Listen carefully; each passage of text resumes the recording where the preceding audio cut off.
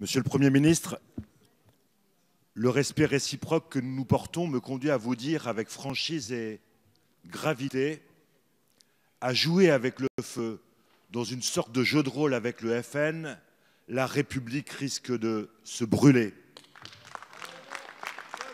Madame la garde des Sceaux, sans rapport quoique, à l'occasion de la réforme territoriale de la justice, nous vous avions mis en garde sur les risques que votre réforme comportait. Affadissement des tribunaux dans les villes moyennes, numérisation, déshumanisation, désincarnation de nos tribunaux. Et vous aviez, pour nous rassurer, pris des engagements de concertation. Les révélations du canard enchaîné jettent le discrédit sur cette promesse. Vous vous apprêtez en effet à aménager le territoire judiciaire de la France en fonction de critères de base politique.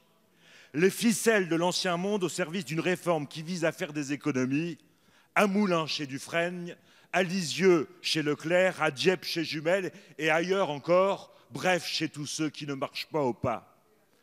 15 jours ont passé depuis ces révélations graves. Le message s'est répandu dans tous les prétoires de France et votre réforme s'en trouve désormais définitivement discréditée. Vous avez couvert d'un voile de soupçons politiques l'organisation territoriale de la justice. Ce flagrant délit marque d'une tâche indélébile le projet de suppression des 72 juges d'instruction dans nos tribunaux. La balance de la justice n'a-t-elle pas pourtant vocation à être impartiale? Nous vous demandons solennellement de renoncer à ce projet. La parole est à Madame la garde des Sceaux, ministre de la Justice. Monsieur le Président, Mesdames les députés, Messieurs les députés, Monsieur le député Jumel, non, je ne renoncerai pas. Je ne vois pas ce qui nous conduirait à renoncer à une réforme qui, je vous le redirai dans une seconde, se fera sur des bases objectives, sur des critères transparents, tels qu'ils ont été indiqués par la loi. Je vous répondrai très rapidement en 4 points. Sur la question du mail que vous évoquez, de l'article du canard enchaîné, je me suis déjà exprimée. J'ai dit, bien entendu, que je ne pouvais pas cautionner une telle manière, de tels écrits, parce que ça ne correspond pas à l'éthique de la décision publique telle que le gouvernement la porte et telle que je la conçois.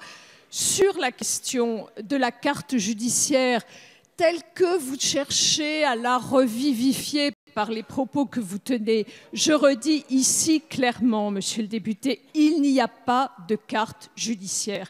Il n'y a aucune suppression de tribunal. Il n'y a aucune dévitalisation des tribunaux. Il y a, pour moi, un seul mantra: l'équilibre des territoires, l'intérêt du justiciable et la proximité. Ce sont mes seules boussoles. Troisième observation que je souhaiterais vous faire sur la procédure telle qu'elle est mise en œuvre. Elle figure dans le texte de la loi. Des projets construits au niveau local, une concertation dans le cadre des conseils de juridiction avec les élus, avec les avocats, avec les personnels de justice, puis une décision sur la base de critères objectifs. Enfin, dernier point, et j'y tiens énormément, il n'y a aucune décision de nature partisane. Nous ne fonderons nos décisions que sur l'intérêt général et sur celui de l'intérêt du justiciable. Merci. Monsieur Jumel.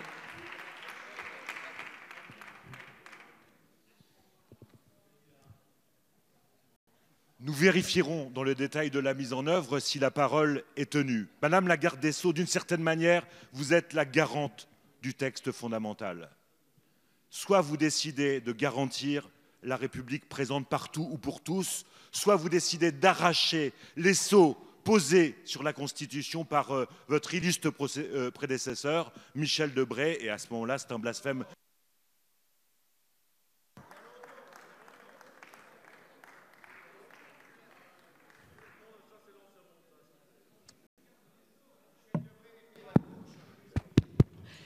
Monsieur le député, en me disant que vous vérifierez, je ne demande que cela. Vous êtes dans votre rôle de contrôle de l'action du gouvernement et je l'approuve pleinement. Et vous verrez qu'il n'y a aucune décision qui soit fondée sur autre chose que sur l'intérêt général, je le redis clairement devant vous. Merci, Madame la garde des Sceaux. La parole est à Madame